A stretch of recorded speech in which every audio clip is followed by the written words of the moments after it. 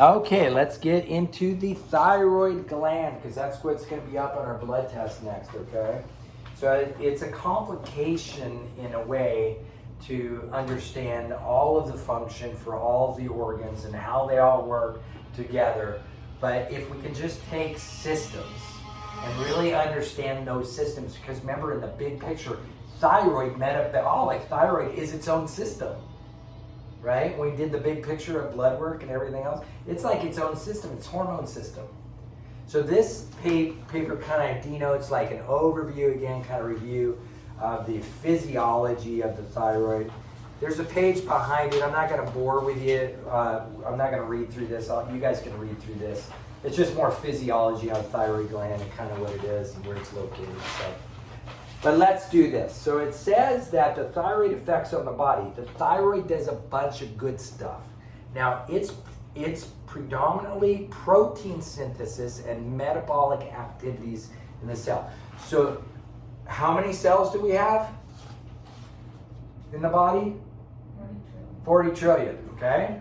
So if there are 40 trillion cells, that's a lot of stuff going on. Every single one of those cells require thyroid T4 and T3. Every single one of them. And so the thyroid has to donate all of the metabolic activity and protein synthesis. You guys know what protein synthesis means? That means remember proteins are what? Building blocks. So thyroid is a building block contributor.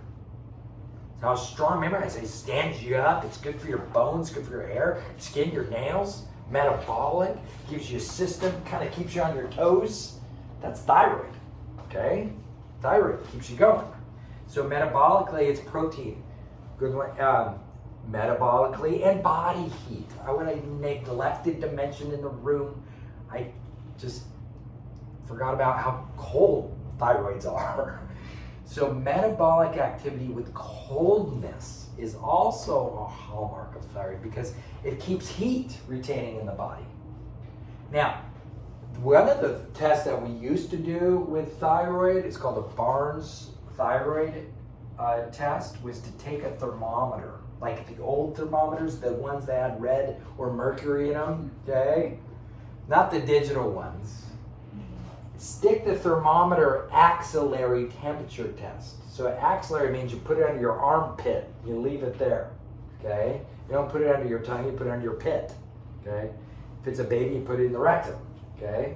But you do an axillary temperature test, and that temperature test had to be between 97 and 98.5 axillary to remain normal. So if it was below like 97.5, it was cold. The person was cold. Metabolically, they're cold. Not internal, external, like cold extremities, cold axillary temperatures. The outer part of the body is cold. Thyroid is responsible for hands and feet and the warmth and the integrity of the warmth of the hands and feet. If somebody's cold all the time, their hands and feet are ice cold all the time, it's a thyroid metabolic indicator. They might be low thyroid. Some people are cold because they have low circulation, but that's another cause. But metabolically, it's a thyroid indicator. And you would do that as a morning coldness. So before you would get out of bed in the morning, you'd shake the thermometer down. You could still do this. It's called it's called an axillary temperature test for the thyroid. You shake the thermometer down and put it in a cup right next to your bed. So the bottom of the thermometer is down, so it's all ready to go. Okay? Then before you even hit the ground in the morning, grab that thermometer, put it under your armpit and leave it there for 3 or 4 minutes and see what number you arrive on. You should be above 97.5, 97.6. You need to be high enough to say that your thyroid's been working all night creating warmth and heat. See? If it's less than 97.5, you've got low thyroid. Start taking things to help your thyroid. That was the old way we tested it. Now we have muscle testing and blood testing and stuff too. But that is a major test. We always immediately start people on iodine. Okay, that was the first go-to in the 40s, 50s, 60s, and 70s. With thyroid, they would immediately go on the iodine to increase the thyroid. So metabolic and heat is an indicator, okay? So keep that in mind when you're dealing with thyroids. Many times you'd be like, are you cold a lot? Are you cold especially in the morning? Like, are you cold? Do you like, maybe even at night you could sleep with light covers, but in the morning you have to have heavy covers, right? Does anyone ever do that? I mean, do we feel that way sometimes? Okay, maybe our thyroid's low that morning, okay? Or maybe it just got really cold, on the outside. Beta-1 receptors. Now these are the beta cell. You ever heard of beta blockers in the heart? You're on a beta blocker. People get beta blockers for heart issues. Okay? Thyroid relates to the strength, the integrity, and the rhythm of the heart.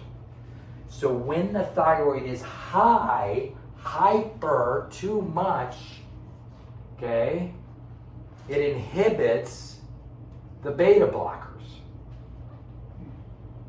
The heart can go into tachycardia, heart palpitations. It looks like a post-COVID vaccine reaction. Because all the people with post-COVID vaccines get heart palpitations, right? Not all of them, but some of them. A good handful does. Okay, if they're not detoxifying and they're an MTHFR person, remember all that? So if they're MTHFR and they got a COVID vax, watch out. There's some trouble. Okay, there's trouble brewing. Okay. So the idea is, or it could be hyperthyroid. So the thyroid will race out of control if it's too high. So it does have a regulatory effect on the cardiac system. We also learned that the vagus nerve has a regulatory effect on the heart rate, right? So if the heart rate's tachycardia, it could also be the vagus nerve, yes. But now you know, 3 things. Heart rate's high, I gotta think vagus nerve, I got to think, were they ever vaccinated? And I also got to think, thyroid high, okay? So just keep that in mind when you're working up a case, okay? So heart, stroke volume, cardiac output. Next one, GI motility. If the thyroid is shut down, in other words, low, hypo means low, hypothyroid, the person is constipated. The motility of the thyroid balances the integrity of the gut motility. So remember, when people come in with constipation, you're like, are they category 1 or are they category 2, right? Are they coming in with a high system or a low system? Remember, constipation can be a category 2 signal, or it can also be just independently of a category, low thyroid, okay? Or sometimes low fiber and stuff, right? And low HCl. I mean, there could be a lot of things causing constipation, don't get me wrong. But thyroid does impact the motility. If the gut is constipated, which means not having a minimum of 2 good ones a day, you're constipated. A minimum of 2 good ones a day, you're constipated. If you have 1 good one a day, you're constipated. All right? Some people go beyond that. They go week without even having a stool or bowel movement. Okay? That is ultra constipation. All right? That's something. That might be vagus nerve. That might be thyroid. That might be, other systems, going array. It could be anemias. Could be a bunch of stuff. Okay? But the idea is you want to go a couple good ones a day. And by the way, how big should your stool be? How wide around? Even in a littler person. It shouldn't be like a ribbon. It shouldn't be pebbly like a rabbit turds. You should be anywhere from 6 to 10 inches long and a $50 width around. Okay? That's the ideal. That's the shape of the colon and the rectum. That is true. Yes, that's the ideal. If it's smaller than that, it's ribbony. That means that the gut, something's going on in the gut that needs attention. Okay, there's something, either constipation, the diet's off, ileocecal valve of Houston, maybe the thyroid's off, maybe the vagus nerve is off. There could be a whole bunch of things. You got to just work up a person for something like that. Constipation can be a body workup. Okay, so I wish constipation was just like cut and dry. It's like, here, get some Miralax and you're good. It's not. There's a lot of things that will constipate. Okay, so now if we move into neurosynapse activity, neurotransmitter like neurogenesis, myelination. Now, neurogenesis is the genesis, the formation of your brain neurons, your nervous system. This is how your brain cognates, how your brain functions. Remember, on thyroid, what is the emotion that we see on the NET chart on thyroid? Do you guys remember? Thyroid emotion is what? On the neuroemotional technique chart? You guys remember that? I gave it to you. But it's muddled instability, paranoia, and muddled thinking. Those are the major three for emotions that have caught the thyroid into low function. Those are neuropeptides. Remember the neuropeptides that are released from muddled thinking, emotional instability, and what was the other? So there was emotional instability, muddled thinking. Those predominantly. Muddled, muted thinking, confusion, paranoia. All of that can relate to the thyroid. Those are receptor sites that receive that information, can create low thyroid. Now, when the thyroid itself is low, then the person usually is kind of like their cognition and their focus can be off. It's like people who have low thyroid, they can feel like sluggish in their thinking, confusion even, mental confusion and stuff, okay? So the thyroid's responsible for neurogenesis, myelination. Now, myelination is peripheral nerve cells repairing the body. Like, say people are numb. Many thyroid cases have numbness to the hands and the feet. Like thoracic outlet syndrome, where the arteries get caught and their shoulders are too far forward and they're structurally like this all the time and they're too tight here and it shuts off the artery flow down the arms. And they go to sleep at night and they wind up having arms and hands that go to sleep. That could also be low thyroid. Thyroids will do that as well. They're known to do that. So neuromyelination and synapse formation and stuff. So the other one is proliferation of skin cells, sweat cells, secretion, hair growth, nail growth. I already talked about that stuff for thyroid metabolically. Now this is the way it works. So let's go down the chart below. It says hypothalamic pituitary thyroid axis. What is the hypothalamus? You guys remember brain anatomy? So you have in the brain, the center of the brain, not the outside of the cortex. In the center, not the brain stem, but the higher centers of the brain stem. There's something called thalamus, then the hypothalamus, then underneath that is the pituitary. Okay, so there are three in the center of the brain. There are three areas: the thalamus, the hypothalamus, and the pituitary. The thalamus gathers all of the information for every system. The thalamus is like the main chip of a computer. You know, when you get a computer, you're like, oh, what kind of microchip does that computer have? Okay? And you're wondering about its hard drive, like its capacity. That's the body's thalamus. The thalamus, everything except for smell, every nerve goes through the thalamus. Smell's the only center that bypasses the thalamus. I don't know why that is.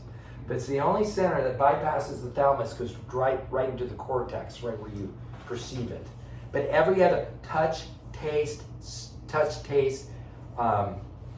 perception, visual systems, all of the type 1 and type 2 fibers in the knees, the feet, the hips, the spine, all of the receiving information that we get from the gut and all of the gut information and through the vagus, everything passes through the thalamus, okay?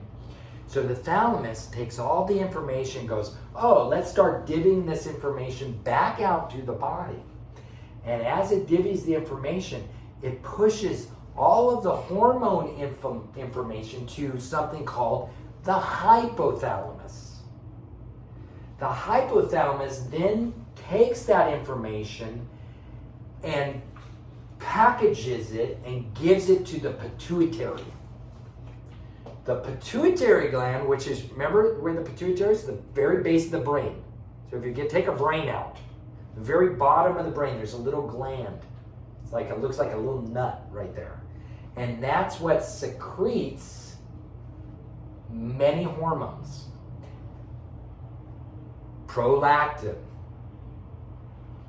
TSH, which is thyroid stimulating hormone, ACTH, which is adrenocorticotropic hormone, oxytocin. There's several, luteinizing hormone, follicle stimulating hormone. There's a whole bunch of hormones coming out of the pituitary. And the pituitary directs, the pituitary is like the conductor of the hormone orchestra. So you guys have seen an orchestra with one of those wild-haired conductors before, standing up there with a wand and telling the tuba to get louder and telling the string section to shut down because it's time to get soft. And by the way, the percussion instruments over here, they're out of time. He's like, it's this timbre, 1, 2, 3, 1, 2, 3. Right? I got a kid, he's one of these things. Right? He does this. So the idea is the pituitary conducts the orchestra of hormone in the body. Okay? All of it. And those, each gland in the body, the thyroid gland, the adrenal glands, the pancreas, the ovaries, the uterus, the testicles, the prostate, all of these different glands are different players in the orchestra. Okay? Now the male gonads, they almost have their own musical note over there. They play over there and they do whatever they do. But, I'm just kidding. But we're looking at the hormones in a whole. You want to make music that sounds good. You don't want to make music that's just white noise. If your hormones are off, I saw one today, if your hormones are off, everything's off. All right? But we need to consider the pituitary and its output system to be able to handle the hormones. On the blood test, which we're going to get into, and the reason I'm talking about this is because the only measurement that you have on the blood test is thyroid TSH, which you'll see needs to be between 2 and 4. If it's higher than 4, it's high TSH.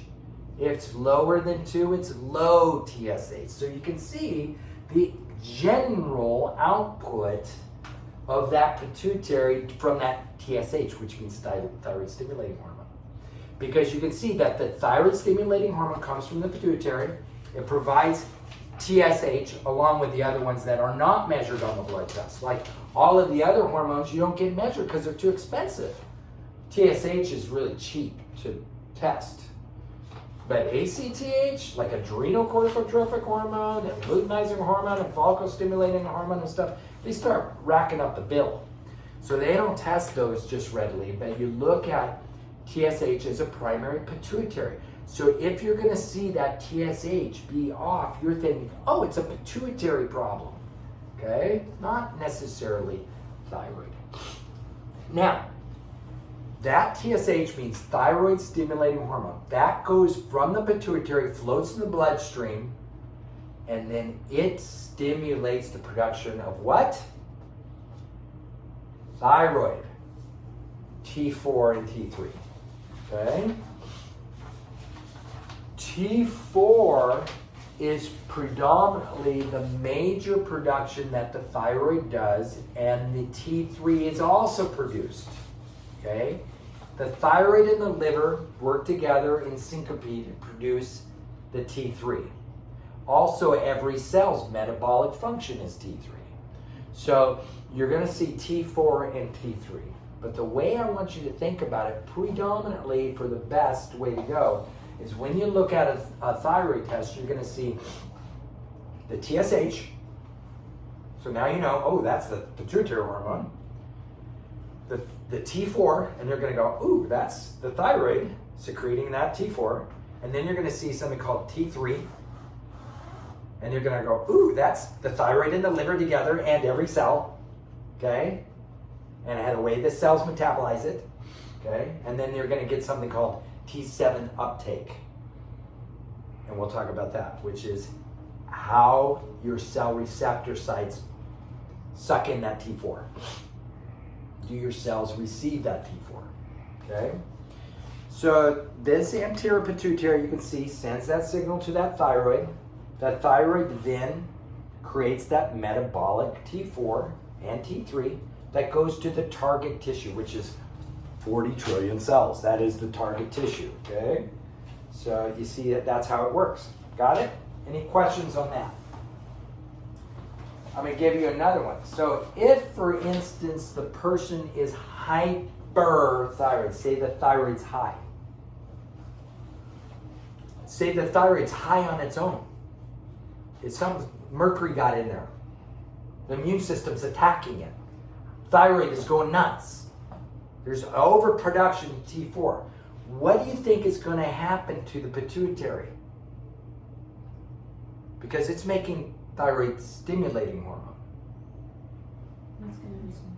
It's going to what? Reduce the amount of thyroid stimulating. It's going to reduce the TSH, the thyroid stimulating hormone, because the pituitary is going to go, what? I don't need to make any thyroid stimulating hormone. You're already out of control. As a matter of fact, I'm going to shut down. So many times you see people with low TSH as a result of high thyroid, okay? Most of them are just low TSH from a worn out pituitary, but that's the only way to discern that's with muscle testing, okay? So either, if the TSH is low, either the pituitary itself is saying, I need to shut down because you're making too much thyroid hormone, or it's just fatigued and tired. It's just like, I'm burned out. So one of the two scenarios is happening here with that TSH. How can you tell? Look at the T4. Look at the T4 of the thyroid. If the T4 of the thyroid is high and the TSH is low, what does that tell you? It's hyperthyroid creating that low TSH. Does that make sense? All right. If the T4 is low and the TSH is also low, what does that tell you? Pituitary. It means the pituitary's worn out. Good. Do you get that? Okay. Medically, here's how a medical doctor looks at it. Nothing against medical doctors. I love them all. I got good friends as medical doctors. Okay. We don't have any arguments. We get along. But they stay in their lane. They know their lane. But when they look at a thyroid, they only test one thing. They only test TSH. That's it. They go, is the TSH high or is it low?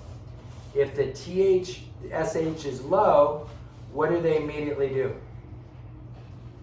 Sell the client Synthroid, Armor Thyroid, Levothyroid, some thyroxine, some compound thyroid. The patient's immediately put on thyroid with or without symptoms. And remember, you got to quack and you have to waddle and you have to have yellow feathers to think that you're a duck. If the client goes to the medical doctor and they just simply exhibit a high TSH, it'd be high TSH, sorry if I said that wrong. Be high TSH above, their range is 5. So if the TSH is high, the person's low thyroid and they're going to go on a drug. Does that make sense? If the TSH is low, their range until just 10 years ago went all the way down to a 0. In other words, 0 to 5 was the range. In other words, if they had no TSH, that was normal. And I don't know who made that up. Like, what kind of philosophy even is that? 0 is normal? None? How can you have none of anything that's there? Right? So it didn't make any sense. So since about 10 years ago, they raised it up to like, needs to be like 0.75 or something. Okay? So it's something that's very low. I'm going to tell you it needs to be between 2 and 4 for optimal function, that TSH. Okay? Then you're going to start looking at the thyroid numbers. You're going to look at the T4. You're going to look at the T3. All right? Now the pituitary gets worn out. It's overloaded. If a person is a category 2, the pituitary is low. That's what it is. All their hormones are low. The pituitary is the conductor. Everybody's fatigued. They've been playing the Flight of the Bumblebee too long. Okay, there's too much orchestra for too many years. How's the Flight of the Bumblebee go? I forgot it. But there's some. It's frantic. So if the orchestra has been a category 1 for year in and year out, they're all playing Flight of the Bumblebee, and it's and everyone's fatigued, they're all worn down, the conductor as well is worn down, and the whole orchestra just fails. That's a category 2. That's low adrenal, low thyroid, low ovaries, low uterus, everything's just worn down. One of the things that you need to measure on the blood test is, okay, we got to rebuild this person with glandulars. This is a cytosine type of case. What is the supplement for pituitary as a cytosine called cytosine what? PT.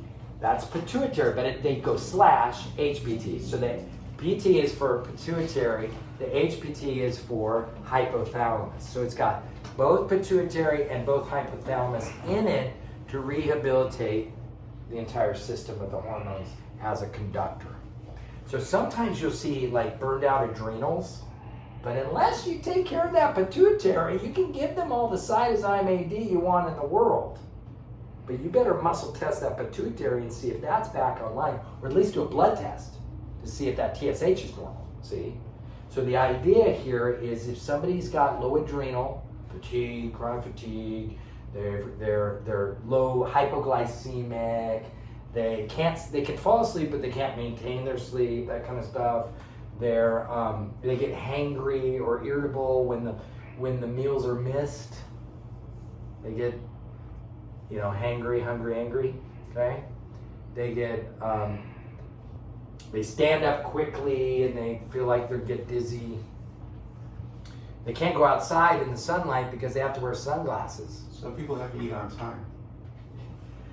That's true. But if they miss a meal, the category 2 adrenal gland gets reactive to that. So that we should be able to fast without getting massive symptoms. That's why I said if you get hangry, if you get dizzy, if you get fatigue, if you get brain fog, you should be okay. Hungry is one thing. Symptoms are another. You should be able to sustain your blood sugar. Okay? Oxygen to the brain helps a lot. Yeah, in order to get the oxygen, you get it in your cells, but I'm talking from a hormone level, okay? So that fatigue and all that stuff. So the idea here is if somebody doesn't eat and they miss a meal and they get symptoms, you're thinking adrenal gland, and you're thinking adrenals. Keep in mind, that also might be a pituitary case, okay? Just keep in mind, if they're an adrenal low case, you gotta think about all the hormone system. It's not just adrenal. Adrenals, pituitary, maybe even low thyroid. You gotta go, oh, your adrenals are low.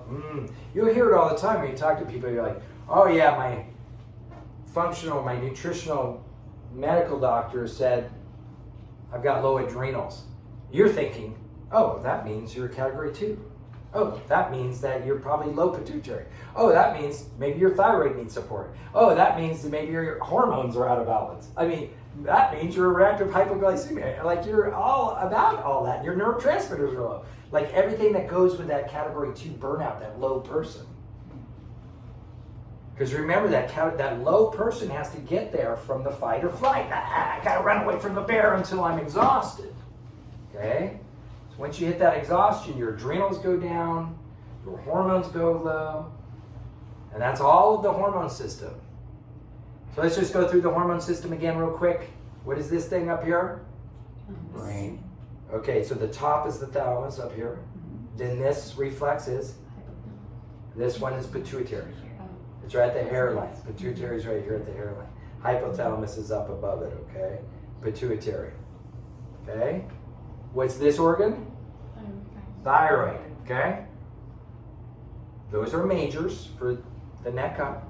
Then we go down to above the navel, 1 inch up and 2 inches out. What is that? Adrenal. Those are our adrenal reflexes.